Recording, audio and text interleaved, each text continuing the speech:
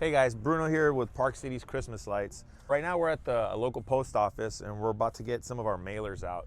What we like to do is market in a lot of different ways, whether that's Facebook, Instagram, YouTube, anything on social media. We try to hit that real hard, but we also do direct mail stuff, door hangers.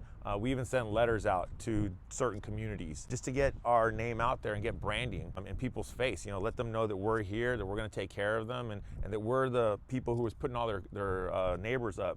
So what I'm doing right now is when you get mailers, typically from a good company, they'll already come bundled in 100s. So what you want to do is you want to get online and get to your local postal office website, and what you want to do is find your route numbers. And what that is basically you need to go out there and kind of do your research on what areas in the city that you actually want to send your mailers to. And what this does is it allows you to basically pinpoint all the way through all demographics where it's the cost of the home or what the household income is, so that you're really not wasting your mailers on maybe somebody who's really not going to be your customer.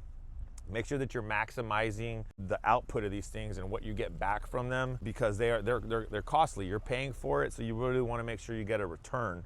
So here we're in this city that we're going to send them out to. We need 2,186. So that means I need 21 of these bundles and then 86 out of one of them. So I'm going to get that done, and we'll talk to you guys soon.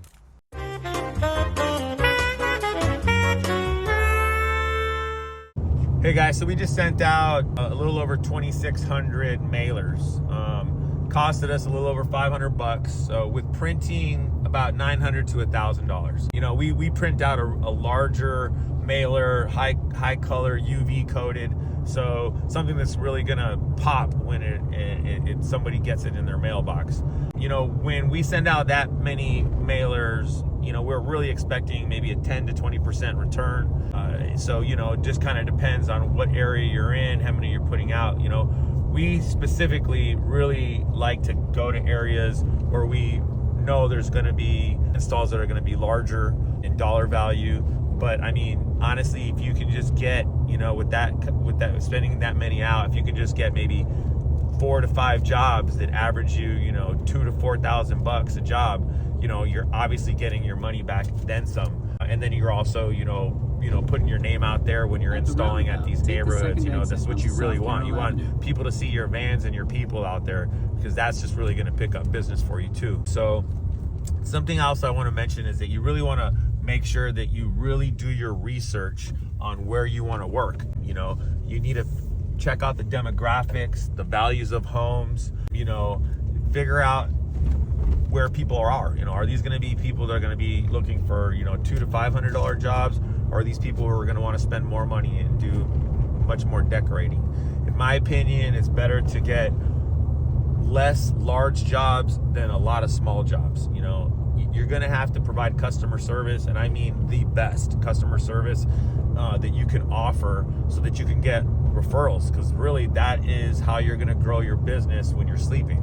It's people talking about you, telling their neighbors how good you did. Your neighbors are going to be asking them, hey, who did your lights? Wow, it looks incredible. It's always working, even when it's raining. It's always being taken care of. I see your guys out here, when one bulb goes out, they're out there fixing it. So you want to make sure that all those things come into play. You don't want to do installs that are too far away from your service area. That's something else.